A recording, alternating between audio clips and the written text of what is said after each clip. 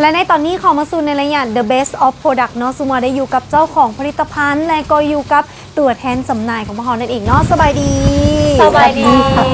สบายดีทั้ง3 สาวเลยเนาะสังว่าก่อนอื่นมันจะให้ทั้ง3 สาวเนาะได้มีการแนะนำสบายดีกันทั้งผู้ชมกันก่อนสวัสดีค่ะหงค่ะ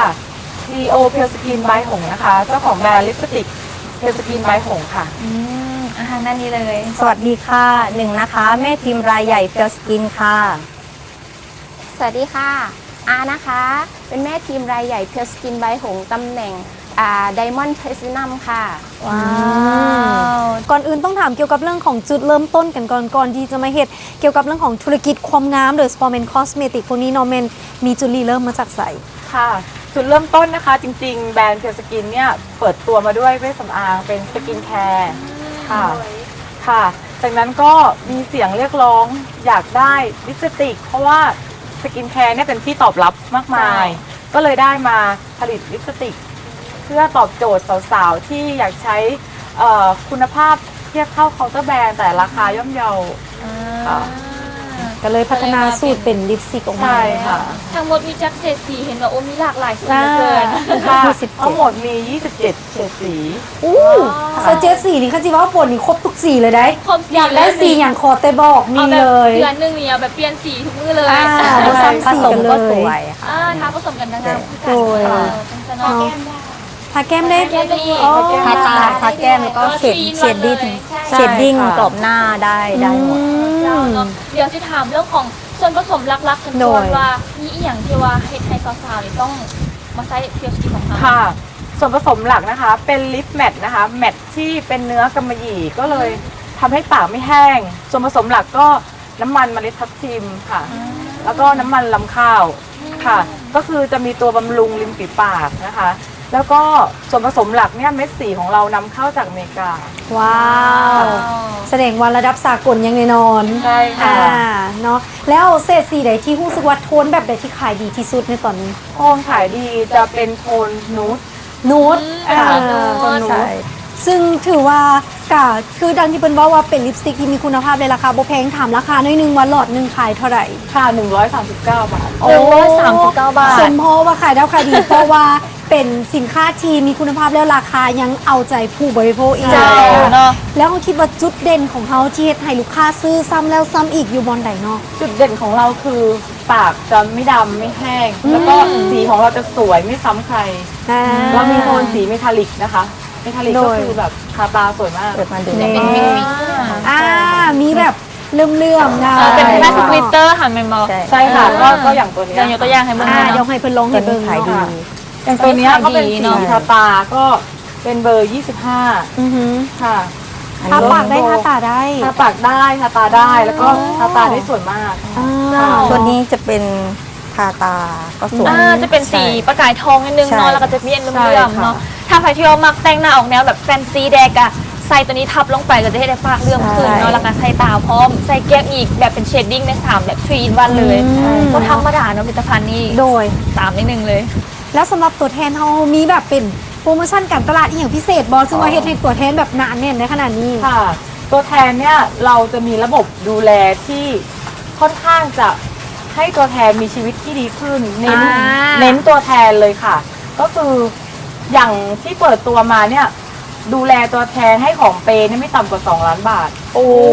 ค่ะทริปต่างประเทศเกาหลีไปมาแล้วแล้วก็ค่ะปลายปีนี้ก็จะไปฮ่องกงมาเก๊ากันค่ะเดี๋ยวซิมาถามทั้ง2 สาวกันก่อนดีกว่าว่ามาฮู้จักกับผลิตภัณฑ์ของเพียวสกินได้จังไหนแล้วก็จุดเริ่มต้นจากไหนจึงมาตัดสินใจมาเป็นดีลเลอร์ของผลิตภัณฑ์นี้เลยก็จากแรกเริ่มนะคะเป็นเข้ามาอยู่ในแบรนด์นี้ก็ด้วยการขายผลิตภัณฑ์เวชสำอางแล้วทีนี้ทางบอสก็ได้ผลิตลิปสกินออกมาก็จุดเริ่มต้นก็จากเป็นแม่ทีมของเวชสำอางอยู่แล้วแล้วทีนี้ก็เริ่มจับตัวนี้เริ่มต้นที่30 แท่งก็ขยับขยายสร้างทีมจนเติบโตนะวันนี้ก็มีการสต็อกยอด 4,000 แท่งต่อครั้งอะค่ะถือว่าธรรมดาแต่ละครั้งหมายถึงว่า1 เดือน 2 ครั้ง 3 ครั้งในการสั่งสินค้าอะไรแบบนั้นนะคะหมายความว่าเดือนนึงนี่สั่งประมาณ2 เทื่อแต่ว่าเทื่อ เทือละ4,000ใช่ค่ะ 4,000 2,000 เต็ม แต่ว่าขายดีสุดๆเลย ใช่ เนาะ ใช่ค่ะ แล้วเด ก็ตอนนี้ก็สต็อกครั้งหนึ่ง15,000แท่งนะคะต่อครั้งเดือนหนึ่งก็ตกประมาณ3ครั้งนะคะตอนนี้มีลูกทีมหลานทีม300 กว่าคนนะคะ โอ้เป็นครอบครัวใหญ่เลยเนาะ ใช่ค่ะ ถ้าว่ามือใดที่มีการรวมตัวแทนทั้งหมดนี่คือจะเป็นต้องได้จองขึ้นดี แม่เนาะ เนาะอันนี้เด อันนี้ก็คือเริ่มแรกก็คือศรัทธาในตัวของสินค้านะคะ แล้วก็ศรัทธาในตัวของเจ้าของแบรนด์ค่ะ เพราะว่าบอสเนี่ยจะเน้นพัฒนาชีวิตของตัวแทนให้ดีขึ้น ไม่ได้เน้นพัฒนาตัวเองให้รวยอย่างเดียวนะคะ คือชีวิตตัวแทนแต่ละคนต้องดีขึ้นนะคะ แล้วก็สินค้าเราเป็นสินค้าที่ดีค่ะ ก็เลยมีความมั่นใจในแบรนด์มาก แล้วก็ทำให้เราขายสินค้าได้ยอดขายดีเป็นเบสเซลเลอร์อะค่ะ ว้าวถือว่าฟังแบบนี้หลายคนนี่คงจะอิจฉาเดี๋ยวเราจะมาฟังเบิ่งว่าหลังจากที่ได้ยินแบบนี้แล้วอยากสั่งซื้อหรืออยากเป็นตัวแทนจำหน่ายเดี๋ยวรายงานต่อไปเนาะ เจ้า เขาสิมาสัมภาษณ์กันต่อแต่ว่าสำหรับตอนนี้ขอขอบใจตัวแทนทั้งสองที่ร่วมในรายการเขาเนาะขอบใจ ขอบใจเลยนะ หลายๆ ขอบคุณค่ะ ขอบคุณค่ะ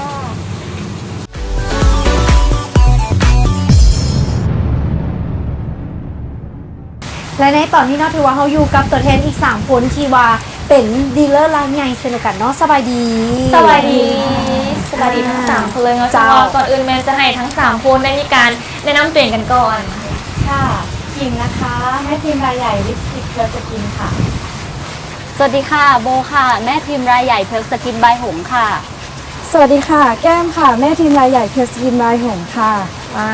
วถือว่ากลับมาระยะนี้รู้สึกว่าเพิ่มอีก3คนเป็นตัวแทนทั่วประเทศเลยเป็นวันนี้ เจ้าเนาะเดี๋ยวต้องถามแต่ละคนว่าเป็นอย่างจริงตัดสินใจกับผลิตภัณฑ์ตัวนี้เนาะเริ่มจากฟังนี้เลยดีกว่า ก็จริงๆแล้วคือเริ่มต้นด้วยในส่วนของเวชสำอางนะคะ อือฮึ ก็คือเป็นเวชสำอางเป็นสกินบายเฟรเหมือนกันนะคะ แล้วก็ต่อด้วยลิปสติกเพียวสกินนะคะ จริงๆแล้วกิ่งเองก็เป็นแม่ค้าออนไลน์แบรนด์แรกที่เราตัดสินใจทำซึ่งถือว่าประสบความสำเร็จนะคะ เพราะว่าเราเชื่อแล้วก็ศรัทธาในตัวแบรนด์แล้วก็ในตัวของบอสนะคะ ทางนั้นนี่ ค่ะก็ที่เข้ามานะคะตอนแรกเนี่ยก็คือเข้ามาในเวชสำอางเหมือนกันนะคะก็แล้วที่เข้ามาเนี่ยก็คือศรัทธานะคะในแบรนด์เพิร์กสกินบายหงนะคะรวมถึงเจ้าของแบรนด์ด้วยนะคะแล้วก็ศรัทธาในสินค้าของเราด้วยนะคะแล้วก็เชื่อมั่นนะคะว่าสินค้าของเราเนี่ยมีคุณภาพที่ดีจริงๆค่ะ ทางนี่เด ค่ะ เข้ามาโดยที่เริ่มจากเวชสำอางเหมือนกันค่ะ เป็นคนที่ไม่เคยขายของออนไลน์ไม่เคยจับสินค้าออนไลน์มาก่อน แต่ทำไมถึงตัดสินใจที่จะขายของแบรนด์นี้ เพราะว่าหนึ่งเราเชื่อมั่นในคุณภาพของสินค้าค่ะ ว่าคุณภาพของสินค้าเรามันดีจริงค่ะ แล้วก็มันตอบโจทย์คือลูกค้าตั้งแต่ระดับกลางจนถึงระดับสูงก็มีแล้วนะคะ ก็เลยทำให้ตัวเองเนี่ยขยับขึ้นมาถึงขั้นเป็นแม่ทีมรายใหญ่ค่ะ เพราะว่าด้วยแรงที่รักและก็ศรัทธาในสิ่งที่ตัวเองทำและก็ในสิ่งที่แบรนด์มอบให้ด้วยค่ะ เนาะก็ถือว่ามาด้วยความมักคักเนาะและการเริ่มต้นจากทางเวชสำอางก่อนจึงพอมาเป็นลิปสติกแล้วผลตอบรับจากลูกค้าเนาะที่ว่าเริ่มต้นขายเป็นเท่าไหร่เน่ผลตอบรับจากลูกค้า ผลตอบรับนี่ค่อนข้างดีมากนะคะ ต้องบอกก่อนว่าของเราเนี่ยคือเป็นแบรนด์น้องใหม่เลยนะคะ แต่ว่าก็คือผลตอบรับจากลูกค้านะคะ คือดีมากเพราะว่าด้วยความที่ลิปสติกของเราเนี่ยมันมีคุณภาพในตัวของมันเองอยู่แล้วนะคะ ส่วนใหญ่ลูกค้าที่เอากลับไปใช้ก็คือกลับมาซื้อซ้ำตลอด เพราะฉะนั้นมันก็เลยมีฐานลูกค้าแล้วก็มีแม่ทีมเพิ่มขึ้นเรื่อยๆนะคะ เจ้าเนาะเดี๋ยวถามถึงความประทับใจกันแน่ว่า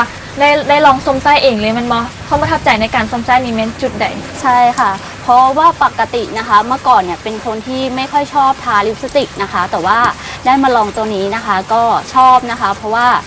ใช้แล้วเนี่ยไม่หนักปากนะคะค่ะ ทางนี้เด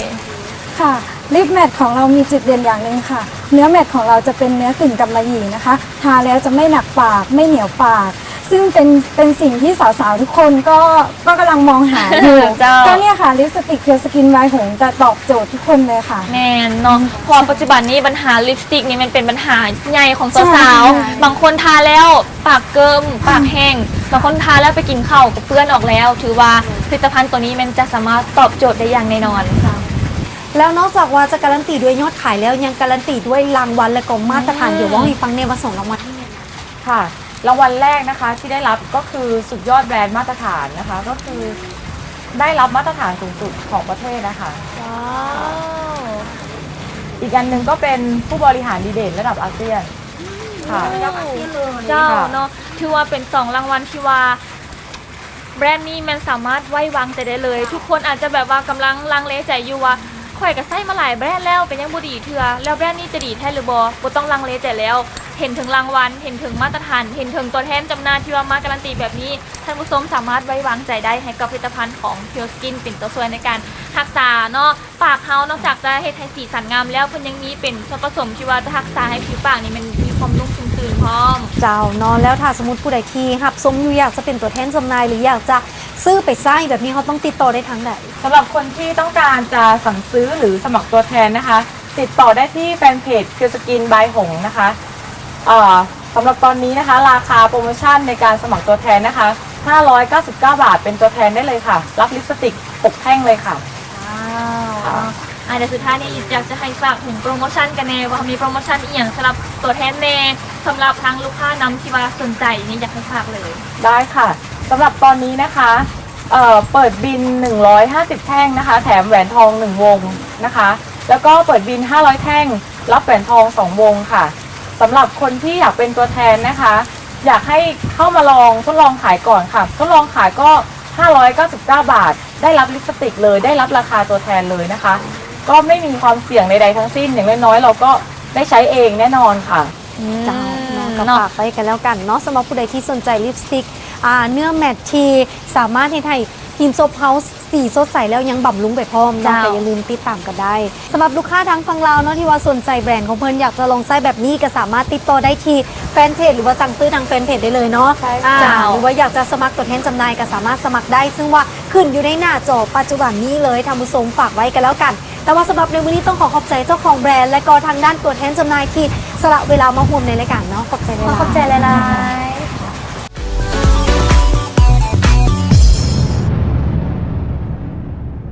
เจ้าท่านผู้ชมถือว่าทั้งหมดนี้ก็จะเป็นในเรื่องราวของความงานต่างๆที่ว่าในมื้อนี้ทางรายการเขานำมาให้กับบรรดาท่านที่ว่าติดตามรับชมในมื้อนี้สามารถนอเบิงและก็เลือกไส้ผลิตภัณฑ์ที่ว่าดีได้จากทางรายการของพวกเราในมื้อนี้ เจ้าแม่นแล้วเนาะซื้อว่าผู้ใดที่สนใจเนาะเกี่ยวกับเรื่องของความงามสุขภาพต่างๆอย่าลืมติดตามรายการเขาเป็นประจำเลย และสำหรับตอนนี้ต้องขอขอบใจเป็นสถานที่ได้ทำงามๆแบบนี้จากทางคลาวพลาซ่า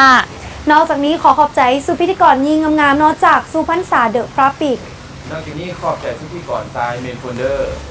เจ้าแต่วันในตอนนี้เวลาทางรายการหมดแล้วในอาทิตย์หน้าพบกับรายการของพวกเราได้ไหม เจ้า สำหรับตอนนี้พิธีกรพร้อมด้วยทีมงานรายการ The Beauty ขอลากันไปก่อนสบายดี สบายดี